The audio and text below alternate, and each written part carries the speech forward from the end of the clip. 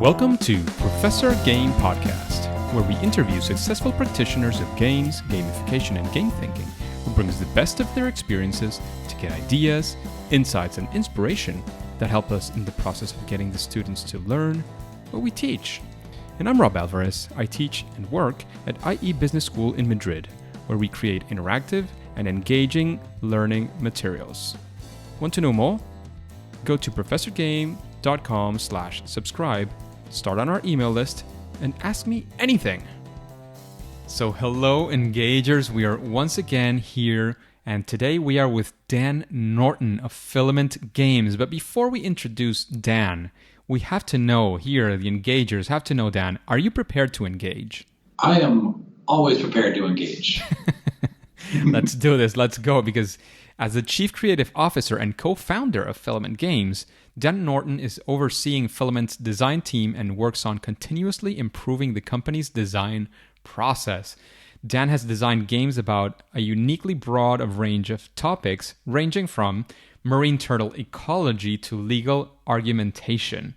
So his games have not won numerous industry awards and have been played by millions of times in the classrooms across the country, which is the US. Dan approaches each new project at Filament as an opportunity to find authentic passion and engagement around learning new things, blending his love for game design with his love of collaborative creativity to support and lead the Filament design and artistic practices. So is there anything we're missing from that intro, Dan? No, I think that's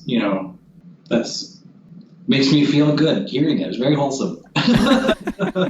It's complete. That pretty much covers it. It's my career started at doing as a game designer on a small team, and now I oversee other designers working on small teams. So it's been a really cool sort of moving forward, but those same ideas of trying to create interesting and meaningful game mechanics has been the big theme. Awesome.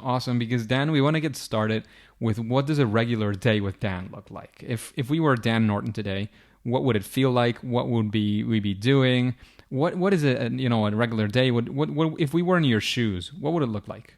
Okay, well, I just bought some really nice new bright yellow Onitsuka Tigers. So in my shoes today is actually really it's a great day to be in my shoes. But I think if I were to sort of boil my day down into sort of three main roles, I participate at Filament at multiple sort of different stages of it. So I still do design, so I'm still design on projects sort of intermittently or pinch hitting at Filament. So some parts of my day are working with clients to create design documentation, working with teams to help design and plan and process the projects. I also oversee the design team, so I'm meeting with them on the regular basis and sort of helping troubleshoot thorny design problems or collaboration challenges they find. And then the last sort of bucket is I'm one of the founding partners of Filament, so I'm meeting with the other two founding partners, and we're trying to peg out sort of the bigger picture of what's next for Filament, what are the important sort of initiatives we need to work on next, or projects and growth, etc. So my day is a little schizophrenic, and sometimes I feel like my calendar kind of is telling me what's going to happen, and less me designing my calendar. But it's all interesting challenges, and for me that's like the main drive is it's never boring. So that's great. For a game designer, that's I'm sure is one of the main objectives of a day. As you can attest to, I'm sure. Yeah, absolutely. So Dan, we're going to switch now into not just a regular day, but actually what you would call maybe your favorite failure or your favorite fail or first attempt in learning, and how that challenge came to be, how you did to overcome it or solve it, or move on and go into other things, and what especially we want to get into what you learned from that challenge. Like, let us know what did that look like, and then what can we profit from, so to speak, from your experience. Yeah, this is a really tough question for me because I've failed so many times, and I try to think about what's the one that has the most sort of actionable thing on the other side. So I think maybe a nice, useful story is less so of, I guess, yeah, we can call it a failure. So I think about... It can always be initial failure. We overcome failure as well. I'm trying to, yeah, all right, let me think about it. Yeah, so they're basically maybe 5 years or so ago, I was working on probably what I would call sort of my first systems-driven game, like super heavily driven systems game, where the game itself was supposed to be a game focusing on systems analysis, right? So the game was supposed to be about having the player understand how to work through a system and sort of figure out the anatomy of it, how it works, and how the parts each relate to each other. So the game we designed was built around the idea that you were in control of a small group of nomadic traders that were these various little charming animal traders in a desert. And they would move around this desert not by your direct control, but by you setting sort of artificial intelligence priorities for them. Right, so you tell them like, hey, it's really important to try and gather trinkets, but also be willing to trade trinkets for water if you're running low. Right, so you'd set up little sort of logic rules for them, and then your merchants would head out into the desert and see how much profit they could make. So the goal for the player is to try and cyclically refine their understanding of the system and the other agents in the system, to try and design a set of rules to inhabit that system that's the most effective. And so all that was cool. But holy cow, that game was miserable for almost the entirety of development. And because what I really hadn't understood until I really developed that game is that when you're designing a game that's governed by systems, until you actually get to the tuning of those systems based on the player experience, everything will feel like garbage. You can make a game about jumping or running or shooting or basically any other sort of core verb mechanic, and you can kind of work on that mechanic until it feels great, and then sort of work your way out. But when your core mechanic is interacting with a system, if that system isn't balanced right out of the gate, you will really have a super hard time getting any meaningful data about how to improve your play experience.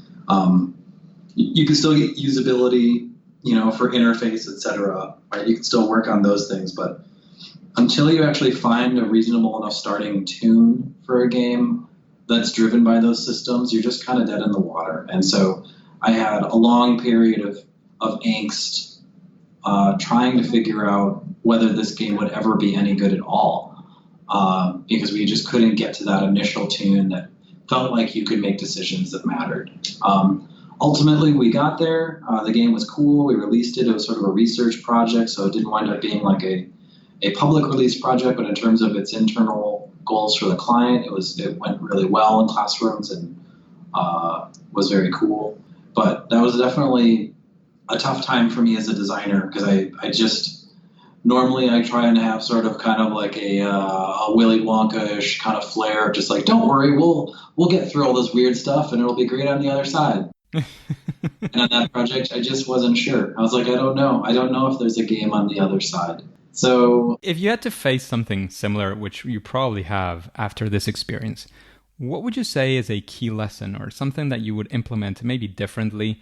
Maybe something you would think of in advance. You're talking about the balance in the system, maybe how to balance it from the get-go. What would be something that maybe you would approach differently in a similar project nowadays? I think there's sort of two ways to go about it. I think the cooler answer, if I had it, would be like, oh, well, here's a super efficient way to do systems testing very quickly, even without a tuned environment, to understand how it works. And you can probably do that with sort of dummied up responses and get some, like mocked up feedback structures to sort of simulate some of the play outcomes you'd like to see. But I don't know if I can actually endorse that as a great solution, just because you're now spending time building systems that you won't keep. So I guess timeline allowing, that would be a cool way to spend some of your initial design development time, is working on placeholder systems mechanics, just to look at player response.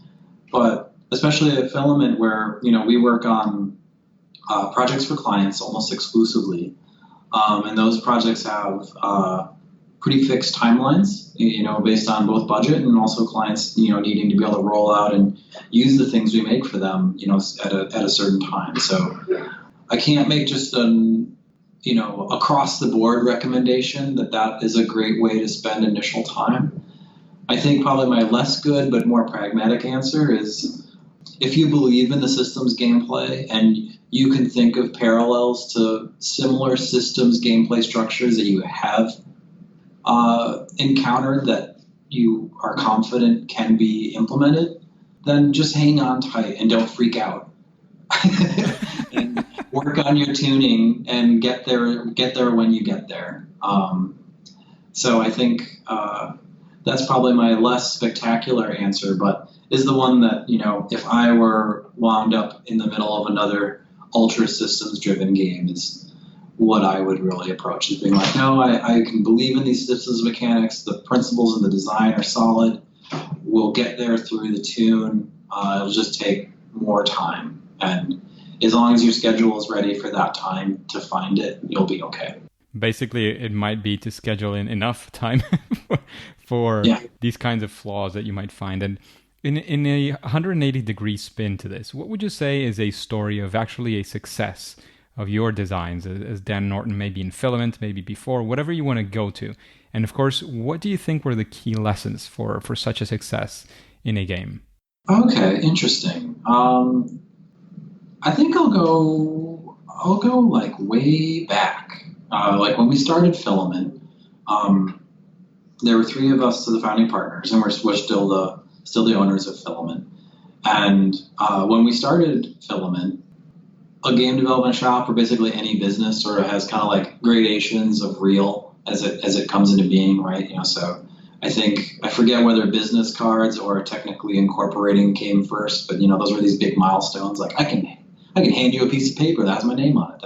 That means we're a real company, right? So there's like these little steps. And so early on in Filament, we're at the point where we exist as a company, just barely. We'd gotten a little bit of consulting work, which was great. But we were also working on our own internal prototypes, which is, the fancy version of saying no one's paying us to make anything yet. So we started working on a very ambitious ocean science prototype, where we would, the premise of the game is you'd be an underwater ocean researcher working on an alien planet. And this was going to be a game in classrooms, was our initial idea, where students would all take on the roles of different underwater ocean researchers. And they would get commissioned from various different companies or governments to conduct different types of research in this alien underwater world. So you could do creature surveys or pollution surveys or look for types of resources. And each one of the funders would have like a different perspective. One might be interested in trying to drill for some rare minerals, or another one might be looking for fisheries, or another one might be ecological preservation organization. And so each one of those organizations would be funding a particular type of research, and it'd be up to you to find and secure funding for the type of work you want to do. And in your classroom, all of the kids would, then be competing with each other, like in a real academic environment, to try and print their articles in these video game enshrined journals and sort of compete to each other in the same sort of scientific field. It was a wildly ambitious game. We never finished it. But the thing I'm really proud of is that game was something we set up and proposed as a design with that even now, if it were to be made in schools, it'd be really challenging to whether or not it'd even be possible in schools. We were wildly ambitious about our dream for what could happen inside schools. We thought we could create authentic cultures of scientific inquiry and discourse with a game. And that project is something that we sort of started taking out and showing people in our prototype mode, just to start the conversation about what we thought would be possible with games and learning. And that actually led to my partner, Dan White, showing it at a conference. And that got a funder from the Kauffman Foundation excited, and they wound up partnering us with an organization called the Jason Project, which is a subsidiary of National Geographic, to start tailoring a version of that game, more pragmatic version of that game, and then other science games to go with their science curriculum. And that was kind of when Filament got off to the races. So I'm very proud of, and I consider it a big success that, we have a lot of big hopes and dreams about how games can change learning and how a positive impact can change game design. It was a foundational success. It was a foundational success, and sort of that dream of having games change how people learn, or having games change people's lives, and then at the same time helping create new context to understand how games can be powerful and important. It was just nice to set out with that and get a positive response that let us sort of continue our work from there on out. Fantastic. Yeah. And in that work, I'm assuming that you have, and of course reveal as much as you can, but I'm assuming you follow some sort of process, you do maybe a series of steps. Imagining somebody comes into your office now and says, I want to do this educational or learning game, what would be maybe the broad steps that you would take to get that to fruition, to actually turn that into a real learning game that is used in classrooms or wherever this person or company is taking it towards? Sure. Yeah, that's a great question. The way it works is that so Filament, really Filament's design methodology is really designed to solve that very particular thing in a very particular way. So the first thing that we do is we try and actually isolate and get documented the learning objectives or the impact objectives. So, we want to know from our client, what is it that you'd like someone to know, or what type of change would you like to affect in the person who's played this? Ideally, that what they know or how they've been changed is something that is taken into account as a change that happens after they've played, so something they can walk away from the game and be better from. And also, a lot of the time, we'll talk about whether or not it's measurable in some way, right? Or whether it's something that we can actually, do some type of study and find out if people actually had learned those things or had been transformed. That just helps, really clarify the goals of what sort of needs to happen inside the game, so we know whether or not we can call it a success. Once those have been identified, those core objectives, we really use kind of the same 3 design strategies over and over and over and over. And those really briefly are identity, systems, and verbs. When I say identity, I'm basically sort of talking about how games are very unique and powerful in a medium, and that they can set you up to be someone you're not. So not just, you can read the story about someone else or watch and care about a character on a screen, but you literally are given a identity that you enter, and you have this kind of interesting merged identity where you're you and you're also someone else. And games, commercial and otherwise, have all sorts of different ways of setting up that relationship. Sometimes you're a person with a name.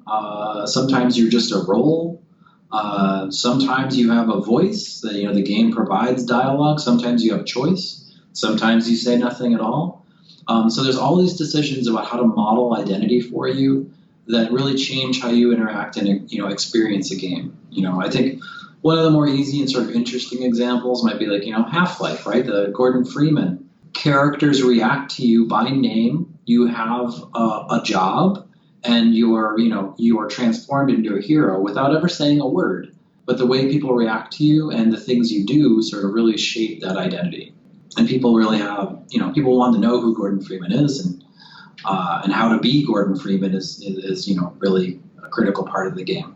But yeah, so when we look at our learning objectives or impact objectives that we are given with a client, we can ask ourselves, are any of these about seeing the world from a particular point of view, or understanding or empathizing with a different perspective? And if the answer to those things is yes, then we'll consider whether or not we can model model that identity in the game and sort of grant it to the player and let them sort of merge with it as part of their play experience. And if so, then we expect that to be a pretty transformational way to do it. Nice. Yeah. Should I keep on going, or? Yeah, if you can summarize in a couple of minutes, it would be great. There's 2 to go. The next one is systems, which actually, yeah, I've already sort of talked a little bit about some of the tricks of systems design. But games are made of rules. As you know, sort of one way to reduce it, right? Games are a set of interactions and capabilities and restraints. And when you play a game, understanding and testing and ultimately sort of mastering those rules is usually a key component of becoming good at it. So if you want to make a game that's driven by systems for learning, you need objectives then that are about some type of system, right? So if you're making a game about like an ecosystem, or maybe how the human body works, or like I mentioned before, systems analysis is kind of an uncannily nice alignment. If your learning objectives are about some type of complicated set of rules that depend on each other for context in order to explain themselves, then you can engineer those rules into the fabric of your game world and have the player inhabit them. And then mastering the game will be really, really closely tied to mastering understanding of that system.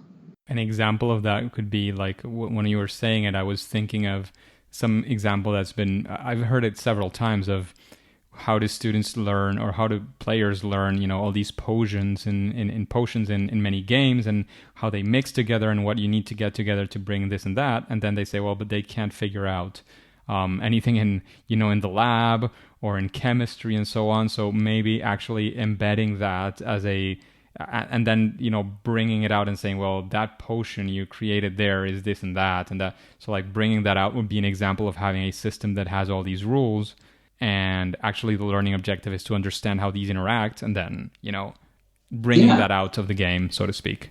Absolutely, right? Yeah. So if players are given the right sort of scaffolding and the right ways to sort of fail and experiment gracefully, then you can give them pretty brutal arrays of interaction that they'll just want to learn more about. We made a game about energy profiles for growing cities, actually back with the Jason project that I mentioned earlier.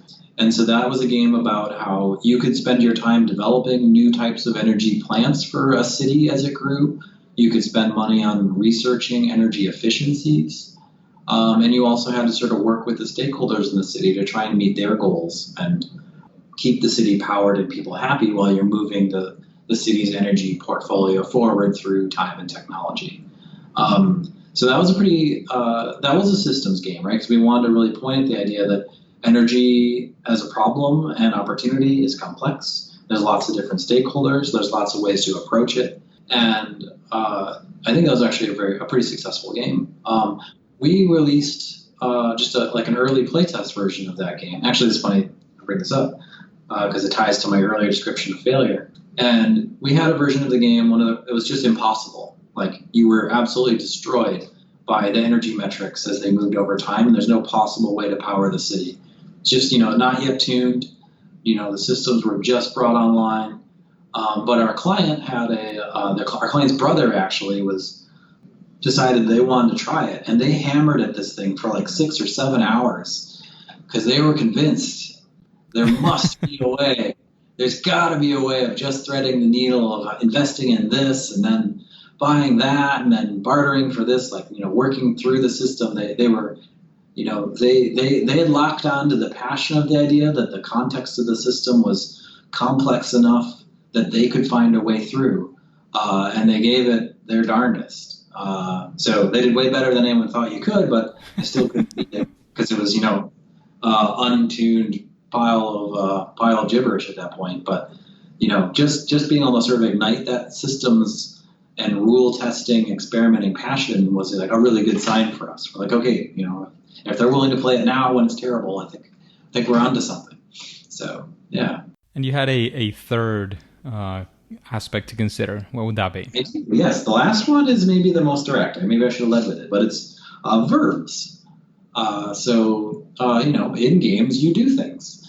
You are given sort of abilities and often constraints of what you can do. And then usually the player is given some type of action they can take. And then once they demonstrate mastery over that action, they're usually either given some way to complicate that action or make it more challenging, or they're given some new additional way to interact with the world. The most, I think the most classic example is something like the Legend of Zelda series.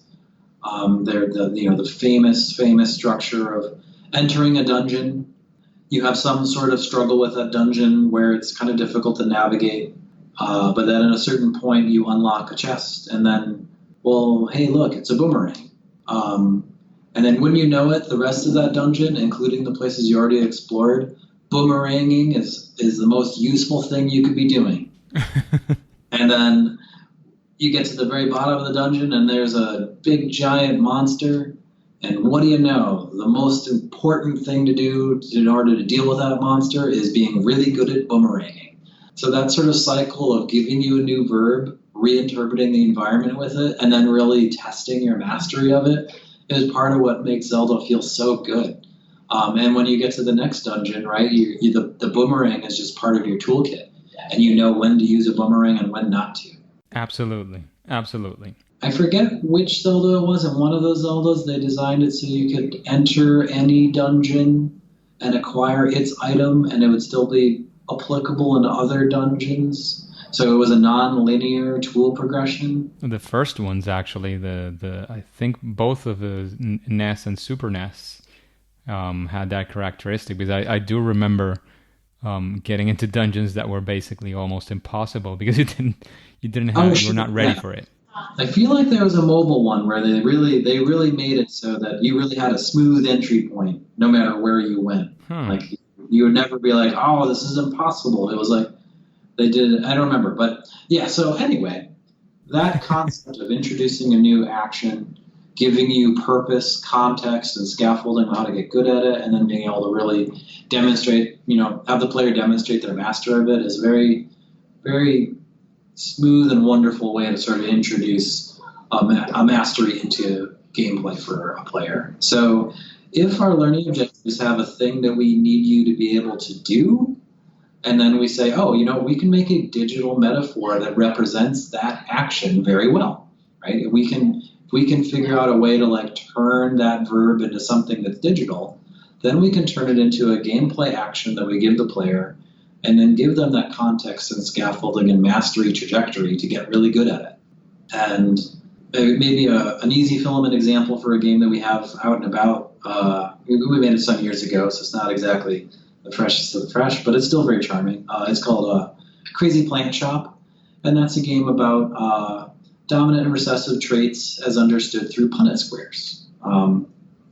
So in that game, you have this little charming plant shop that has all these sorts of fantastical plants, and you have customers come in who want different variants of those plants. So you have this sort of Punnett square-driven science fiction machine in the back of your shop that lets you actually select the dominant and recessive traits via a Punnett square interface to breed the plant you want. So in that game, the Punnett square is just like the core mechanic. You Punnett square your way through every single plant decision that you make, and make all the different versions of different combinations of dominant recessive traits that you need to succeed in the game. So when you come out of the other side of that, you've done countless Punnett squares, and you know intimately how those work. So it's a very nice cyclical gameplay structure with unlocking new plants, new customers, upgrading your shop, right? So there's a lot of scaffolding and adding to the complexity of the problem, but it's all built around that core verb of completing a Punnett square, and it feels really good. Great, that's great. Just a quick break before we continue with this episode. If you've been enjoying this podcast, I would really appreciate if you share it with your friends and family and on social media. On Twitter and Instagram, it's @RobAlvarezB and the hashtag ProfessorGame, all one word. And in Facebook, you can find the Professor Game page. Thanks in advance for your engagement. What would you say is something that you would consider sort of a best practice, or something that almost any gamification or game design project for education can benefit from? Sure. Well, I would like to talk. I think a really nice best practice is actually around the word gamification. Gamification is a term that means different things to different people, and obviously, in my little nook of the game design world, we've had to think about what gamification means a lot because we were asked to apply game design thinking to traditionally things you wouldn't apply game design to. So things like, yeah, like we said, turtle science, but there are, empathy, attention practices. Yeah, so we're sort of asked, hey, how do you get game out of these non-game origins over and over? So the word gamification carries a lot of weight for us. The way that we treat gamification, and I would love to impart this because I would love to be able to walk around the world and have this be a shared vocabulary for everybody. When we talk about gamification at Filament, we're talking about game design strategies and mechanics that are content agnostic. So things like points or badges or avatar upgrades or cosmetics. Almost all of these are sort of like terminal points on a reward system where you can have them, you can give them, people to varying degrees will get a positive feedback from them, but they're not game structures that feed back into the game experience. They are, and they can be applied to almost anything, right? Like you could have avatar upgrades slapped onto the side of solitaire, right? Like, hey, unlock different card backs, you did it, ta-da. Right? So gamification for me is those set of content agnostic reward structures, which I'm not opposed to at all. I love card backs. I stopped playing Hearthstone for several months, and now I regret not having several card backs, even though they're absolutely pointless. But there's lots of positive juice to be had out of content agnostic reward structures. Okay, but there is a but, so let's get to it. Yes, there it is. The but is that is not actually enough to actually use the real power of games to create games for positive impact. What you really want to do if you want to make an impactful and meaningful game is not just reward someone for showing up and hitting the button you requested, but to try and recontextualize what they're learning as a meaningful problem or an interesting problem placed in a context, an identity, and a system that matters. So designing the mechanics to actually represent and authentically embed that content or impact goal is what real design for impact is. So you will pull your gamification tools out of the toolbox while designing a game. But if that is all you've got, you really haven't actually used any of the real potential for game-based learning or games for positive impact. You've just taken a traditional tool and added a couple of light reward structures on top. Yeah, I've heard it before. The whole gamification is a reward system, and again, as you mentioned from the start, gamification can mean different things for different people. And if that's your definition for what you feel gamification is about, I completely agree with you that there's so much more to be taken out of that. But I would like to make you another question, and that question is: if after listening to these questions and all the jazz that we've had in this interview, is there something or actually somebody that you would like to listen to answering these questions in Professor Game in another episode? Oh, interesting. I would be surprised if you haven't had them on yet, but have you had Jesse Schell? Yes, he might be on very, very soon or already have been after this interview. I'm not sure how that's going to play out, but it is absolutely, he's probably one of the most requested guests as well of the podcast, but it is a fantastic recommendation for sure. Yeah, I mean, Jesse Schell, Schell Games does a lot of great work in the serious games field too. I'm a big admirer both of the work they do, and honestly, I do like to read about game design. I am kind of a curmudgeon about book recommendations, but Jesse Schell's Book of Lenses is like the most easy recommendation whenever anyone asks me. So there you go. We have a book recommendation as well. And what would you Yeah. say? What would Yeah. you say is your favorite? We've been talking about game designers, the books of designers, your own game design, but I would like to know what is your favorite game? I saw. It's so tough, right? Because I'm just turned 41 years old, and I have been playing games since the Apple IIe. My dad was an electrical engineer, so I've had games, right around the same time that I, was picking up basic literacy skills, right? So there's so many different ways to approach like what your favorite game is. Right now, what I'm just started playing Borderlands 3. That's what's going to take the most hours out of my life for at least a short period of time. I can't tell you if it's going to be my favorite game. I probably not. It seems good. It's more Borderlands. It still makes me laugh, and it still is occasionally strikingly dark, which is I usually like that combination of humor and strikingly dark. In terms of games that just sort of But that's actually a pretty good recommendation, Dan. There's all sorts of answers to this question. I always like to leave it open so that you guys and girls are bring out whatever it is that comes to your mind, and that's a spectacular thing. Like it could be the latest game, it could be the game from you started with in your infancy, what you like the most. It could be many things, and that's actually having the latest one is also a fantastic answer that I've had a few times as well. After over 100 episodes, it makes sense that there are one or two strategies that have already been used by some of our guests. And I would like to know, Dan, as well. You've been talking about what you guys do. I know you have like 3 different roles, but in a few words, what would you say is your superpower as a game designer? Oh, okay, sure. I like that question because I am actually a very particular type of designer, and my design team isn't really even that composed of folks who approach it quite the way I do. I love working with people, and I love creative problem solving, and I love to try and make sure that I'm fostering a positive space for creative communication to solve problems. So when I think about design, I think about it as I'm looking to try and solve all the problems on making a game that no one else wants to, rather than I need to take all the best problems for myself.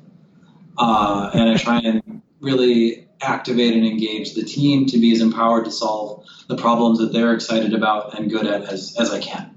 So that's very different. I have some excellent designers who very meticulously will work their way through and make sure that they've covered every possible angle of confusion or clarity, and they will work their way through all of the components of every problem so that everyone is ready to go with what they need. But I just intrinsically want to turn all of those into in my mind, the best collaborative solution that I can find working with everyone else. So That's great. Yeah, so I also similarly paired. I really like to make the decisions that ensure that we can go forward, and I like to postpone the decisions that I think are too early to make until I need to make them later. So I like to tell the team, we'll burn that bridge when we get there is a very common catchphrase for me when I'm developing a game, because I feel like it's a skill to identify when you'll get more intel on how to make a better design decision based on what you're doing now. So you should wait until then, rather than let's build a bunch of guesses that we're going to change in a month anyway once we learn more, or let's trap ourselves with bad decisions that we made too early. That sounds pretty wise. But Dan, Yeah. I'm afraid we're running out of time. So Sure. it's the moment for you to let us know where we can find more about you, about Filament Games, any the webpage, the social media, all that jazz. It's that zone of the podcast where you pitch it all in, because we're at this point, certainly the audience is very curious to find out more about what you're doing and of course what Filament Games is doing as well. Okay. Well, yeah. So you can definitely check out Filament Games at filamentgames.com. And I would love it if you guys should check out one of Filament's Our current premier internal project is called Roboco. You can access that through the Filament Games website as well, but we're setting up Steam and getting that available on its own domain as well to check out. It's a VR and PC hybrid game about building robots to solve problems. And I think it may be the coolest thing we've ever made. So until you build the next one, I'm sure. Yeah. I'm not even so sure about this. This may be the apex. Maybe it's all downhill after this one. We'll see. Let's hope not. Yeah. So Dan, thank you very much for your time. I know that in these roughly 45 minutes or so that we've been spending together, you probably could have hashed out some ideas. You could have, gotten down some more stuff in Filament Games, and some games might have come out the bakery. But we really appreciate that time that you spent with us, all that knowledge, all that wisdom that you've imparted over the engagers, our audience. But for now, for today at least, it is time to say that it's game over. Game over. Thank you so much. Hey, engagers. Thank you for listening to Professor Game Podcast. And how are you listening to this podcast? If you're using a podcasting app, have you subscribed? Have you rated this podcast? Please do so. That way we can reach more engagers like you to achieve our mission of making learning amazing using gamification and game-based learning. And if you want the instructions, you can go directly to professorgame.com/iTunes. And before you go on to your next mission, would you like to know how Jesse Schell approaches significant, serious learning in all types of games? Then all you have to do is subscribe using your favorite podcast app and listen to the next episode of Professor Game. See you there.